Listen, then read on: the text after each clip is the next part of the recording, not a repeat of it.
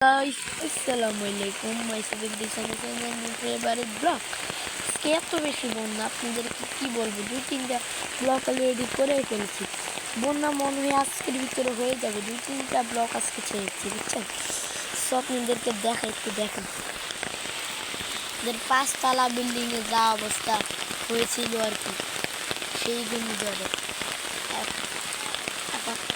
তার মধ্যে আবার দেখি আবার বৃষ্টি বৃষ্টি বৃষ্টি দেখছেন কি পরিমাণে বৃষ্টি পড়তেছে।